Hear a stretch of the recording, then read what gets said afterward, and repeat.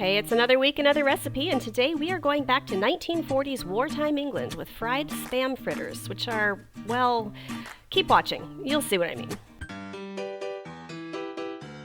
Hey everyone, welcome back to my kitchen. My name's Courtney Morris, and I cook history's forgotten recipes out of random cookbooks I find and sometimes websites. If you're new here, thanks for stopping by. I really hope you enjoyed today's video, and if you are coming back for more, my heartfelt thanks for stopping by once again. Alright, so today we are going back to the 1940s, World War II style, specifically British, but nonetheless, you can't say World War II without at least mentioning Spam at least once. We're going to be saying it a few more times. Anyway, as I was doing research for recipes this time around, I found that Spam, invented in 1937, sent out over 150 million pounds of this stuff to soldiers on the Allied side. That is so much of this.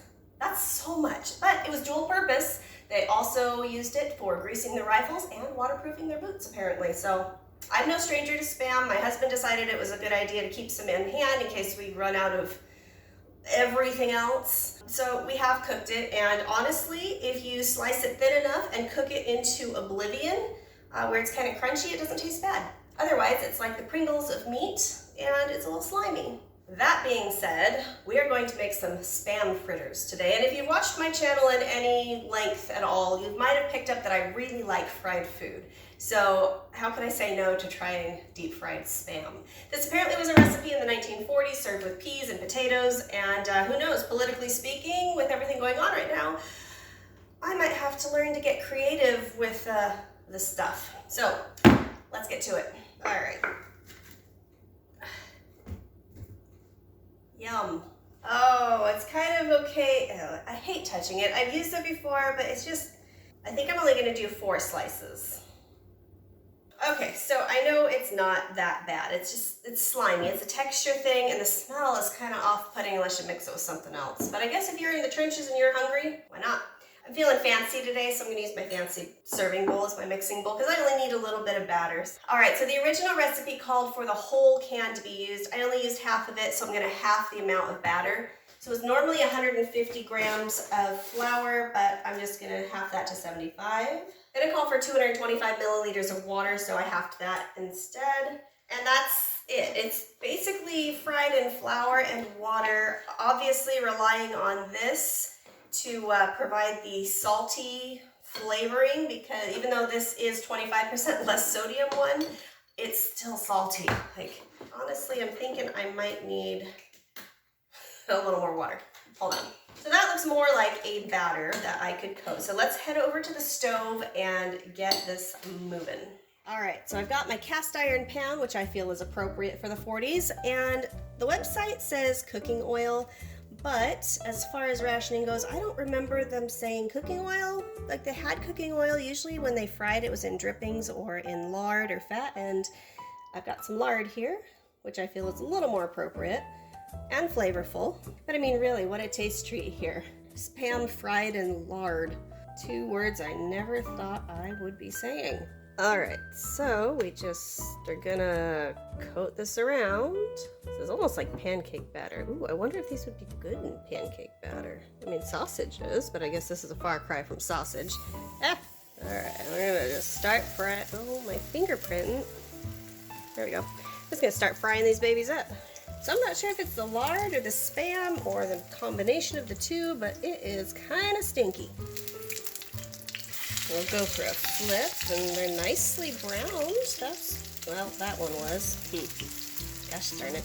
All right, well, I guess we're just gonna move these over to the drip pan. Okay, so in a small stroke of genius here, the original recipe called for instant mashed potatoes, which I don't have, and peas. The current recipe on the website calls for chips or French fries and peas, and I've already got hot oil. I'm gonna make some French fries. All right, I went ahead and I did their suggestion. I made a meal out of it. I made my fried spam. I made some chips or French fries if you're American, and some peas. I feel like I'm supposed to have a dipping sauce. So I got out my homemade mayo. If you're not making homemade mayo, I don't know what you're doing. You gotta do it. It tastes so much better than store-bought. But the reason I got mayo was because after living in Europe for a bit, that's all they use. So I figured maybe that was a thing, maybe. Well, it fried. I mean, it's golden brown and battered, and it's not a thick coating. It's really not. I can still see the Spam through it. It smells like fried. That's all it smells like is fried. It doesn't have any like, oh, that's fried chicken, or oh, that's so. Here goes nothing.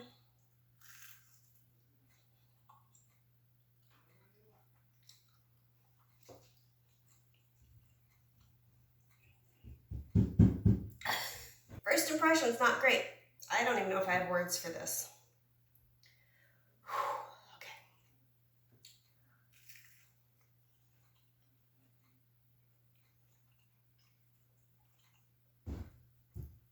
Nope. Nope, nope. If you ever wondered what fried cat food tastes like, that's it. This is it. This is fried Fancy Feast. Oh, that texture. I don't even know if it's the flavor, really. It's that texture. It's just, you know, Spam is slimy enough and soft enough to where it's kind of gross if you don't char it on both sides. But then soak it in oil. I don't even want to say on camera what I think that. I do want to give it a fair shot. I want to try it in mayo. I'm already breathing heavy, so I don't like it. I don't like it at all.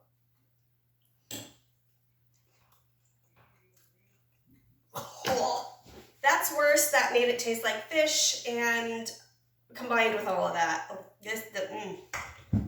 at least I know you can't screw up a potato. Kids, don't try this at home.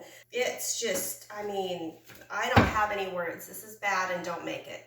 I suppose if you're starving, sure.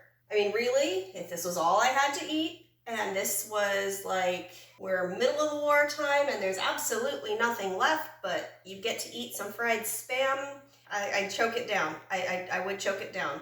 Maybe the texture doesn't bother some people, which I guess obviously not, because this is still a thing. What do you think? Even the cat won't eat it. All right, well, bottom line is don't make this ever, ever, ever again, unless you are absolutely starving and tree bark is not an option. Well, I guess this is another one to check off on the list of things not to do, but I'm glad I tried it, so now I know not to make it. If you made it this far, thank you so much for joining me. I hope you enjoyed this better than I enjoyed this, because I did not enjoy this at all. If you're still here and you haven't already, please hit the subscribe button. Come join me every Monday. Hit the little bell notification that lets you know I am here every Monday with a new video for you. Please hit the like button if you enjoyed it, and please drop me a comment or a recipe or something to that effect. I love hearing from you guys. It is really, really fun to talk with you guys. And if you want to watch something deep fried that is actually really, really good, go ahead and click over here on this video for Glamorgan sausages. They are divine and not even in this universe of whatever that was. I will see you Monday. Thank you so much. Have a great week. Bye.